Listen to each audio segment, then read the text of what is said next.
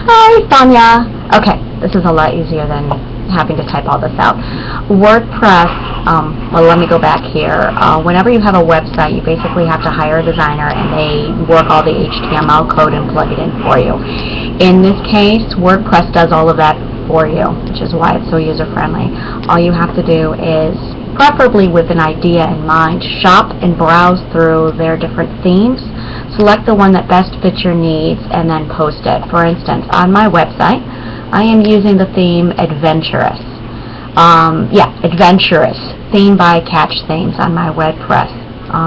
What I do then after I select my theme is I save and activate it, or I can preview it, I can upload it and change it as I need, and then I activate and publish it. Once I do that, then the website is up and running.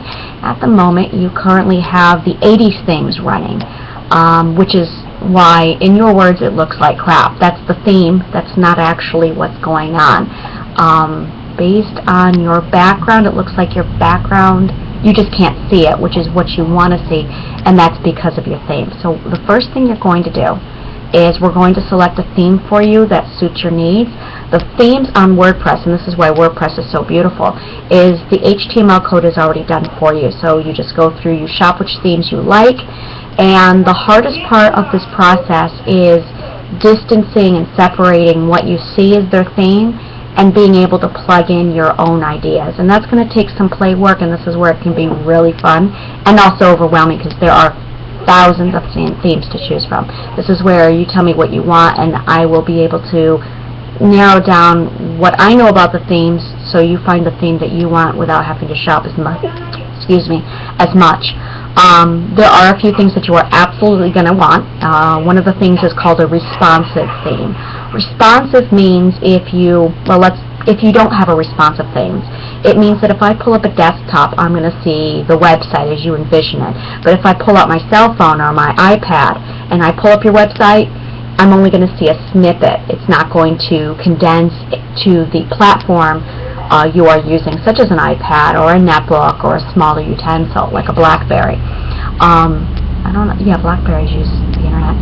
So with a responsive theme, no matter what platform you pick up, it's going to immediately condense. Kind of like an ebook on Kindle. All Kindle ebooks are responsive. So no matter what platform you pick up, no matter what e-reader you put that book on or a cell phone, it's going to condense and measure itself down to the platform.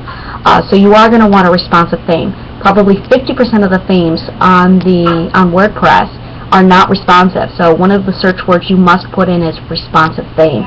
Columns, a number of columns you want, a number of widgets you want. You're also going to want to search by widget, and if you don't know what these terms is, I'll help you with that.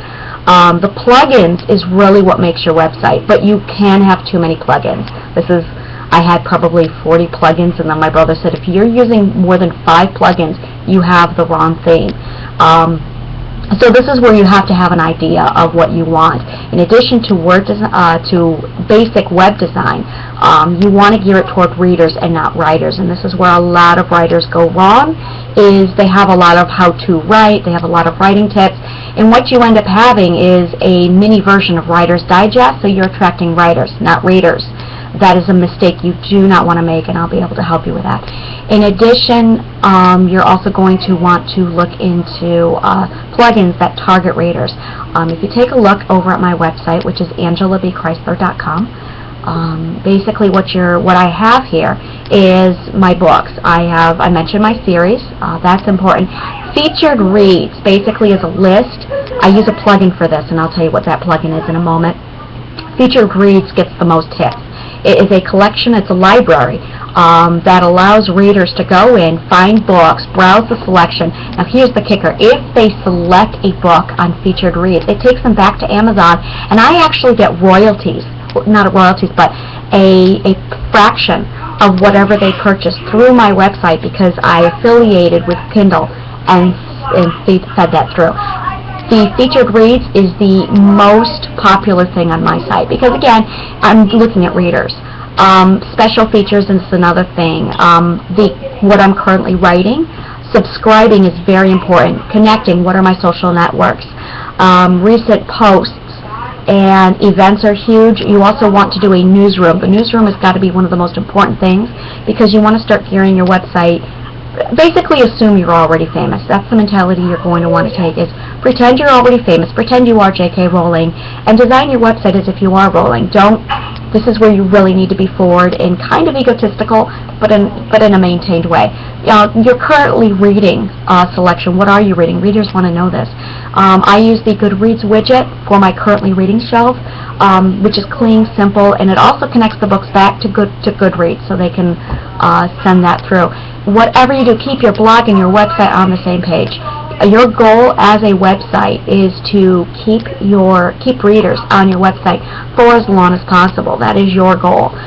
So anytime you have a link that takes them off your website, it actually defeats the purpose. If they are not leaving your website to go to Amazon to buy your book, that's going to be a problem. The other thing, and probably last thing I say before I wrap this up, is when you design a blog, when you design your website, this is all about you. You do not want people to go to your website to buy your book. You want people to go to your website so they can, because they love you.